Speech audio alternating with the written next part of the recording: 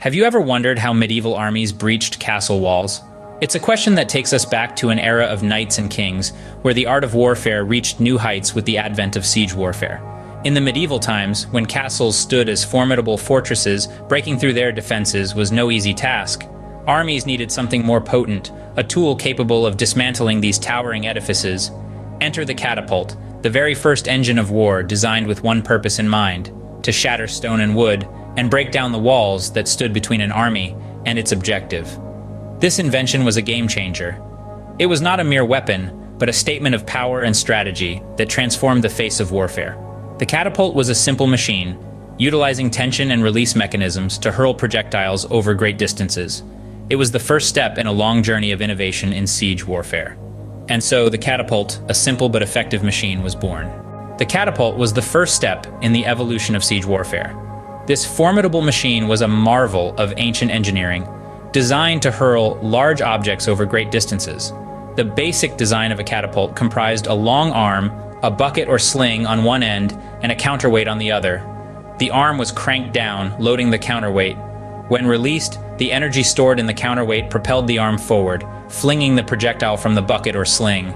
In battle, catapults were used primarily to batter down walls or strike terror into the hearts of enemy soldiers. However, they had their limitations. The projectiles they launched were often inaccurate, and the machines themselves were cumbersome, slow to reload, and vulnerable to attack. Despite these drawbacks, catapults were an integral part of ancient and medieval warfare. They were the first step in a long journey of technological advancement, a journey that would eventually give birth to even more sophisticated and deadly siege engines. Despite its limitations, the catapult paved the way for more advanced siege engines. As warfare advanced, so did the tools used in battle. Enter the Trebuchet, a siege engine that far surpassed the catapult in power and precision. Unlike the catapult, the Trebuchet utilized a counterweight system to launch projectiles over tremendous distances. Its design was both ingenious and formidable, a testament to the ingenuity of medieval engineers. The Trebuchet's function was simple, yet devastating. A heavy counterweight at the short end of the beam, when released, would propel the long end upwards, sending any projectile hurling towards enemy fortifications. This allowed for greater accuracy and damage potential than its predecessor, the catapult. In battle, the trebuchet was a sight to behold and a force to be reckoned with. It enabled armies to breach walls from a safe distance, raining down destruction upon the enemy. The trebuchet was a significant leap in siege warfare, but it wasn't the end of the evolution.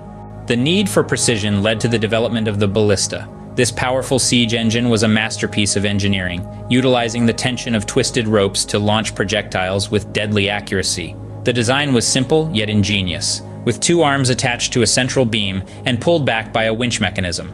In battle, the ballista was a formidable weapon. It was capable of firing bolts with such velocity that they could penetrate the defenses of a fortified castle. Its precision was its greatest strength, allowing soldiers to target specific points in enemy lines, or even pick off individuals from great distances. Compared to the catapult and trebuchet, the ballista was the sniper rifle of the Middle Ages.